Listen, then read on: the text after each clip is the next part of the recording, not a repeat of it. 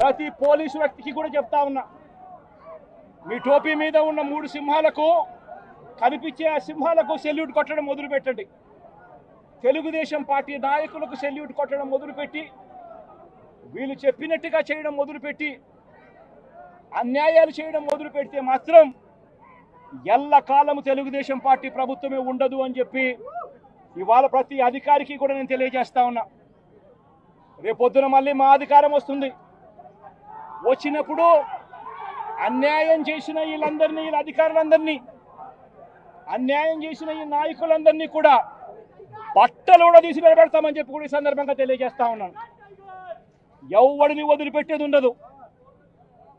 ఇదే వంశీని అరెస్ట్ చేసేటప్పుడు సిఐ అన్నాడట, నేను 1.5 సంవత్సరంలో రిటైర్ అయిపోతాను అని చెప్పి.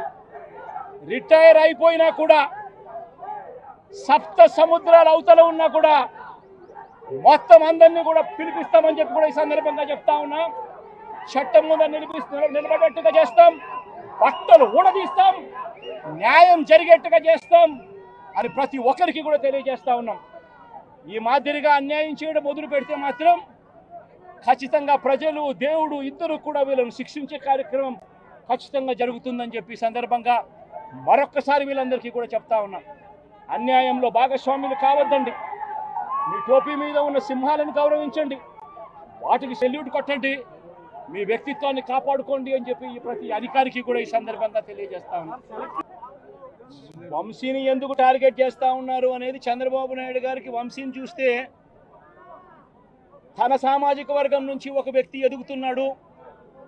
చంద్రబాబు నాయుడు గారి కన్నా గ్లామరస్గా ఉన్నాడు, లోకేష్ గారి కన్నా గ్లామరస్గా ఉన్నాడు. ఒక మనిషి ఎదుగుతున్నాడు అని అంటే తట్టుకోలేడు తన సామాజిక వర్గంలోనే. అందుకని కొడాలి నాని చూసినా ఆ మనిషికి జీర్ణించుకోలేని ఆక్రోశము, వంశీని చూసినా కూడా జీర్ణించుకోలేని ఆక్రోశము. ఎందుకంటే చంద్రబాబు నాయుడు గారి కన్నా చక్కగా ఉంటారు కాబట్టి వీళ్ళిద్దరు. అవినాష్ కూడా పాపం ఎప్పుడో ఒకసారి టార్గెట్ అవుతాడు, ఎందుకంటే లోకేష్ కన్నా చక్కగా ఉన్నాడు కాబట్టి. ఇది చంద్రబాబు నాయుడు గారి మనస్తత్వం. ఆయన కొడుకు, ఆ సామాజిక వర్గంలో వాళ్ళు మాత్రమే లీడర్లు. వాళ్ళకి ఎవరైనా పొరపాటున వాళ్ళకు అనుకూలంగా లేకపోతే సామాజిక వర్గం నుంచి వాళ్ళని వెలేయడము.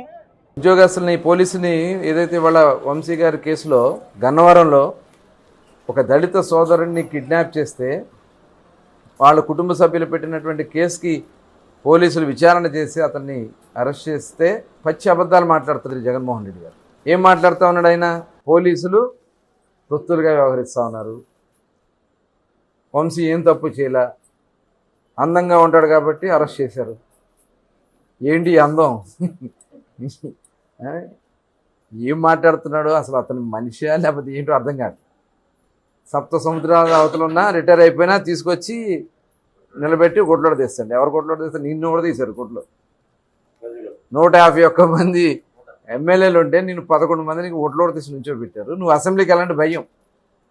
రేపు పొద్దున అక్కడ మీరు చేసినటువంటి తప్పిదాలన్నీ అక్కడ అధికార పక్షంగా మేము అడిగితే సమాధానం చెప్పలేవు కాబట్టి ఇవాళ నీకు అసెంబ్లీకి వెళ్ళి మాట్లాడతాక భయం.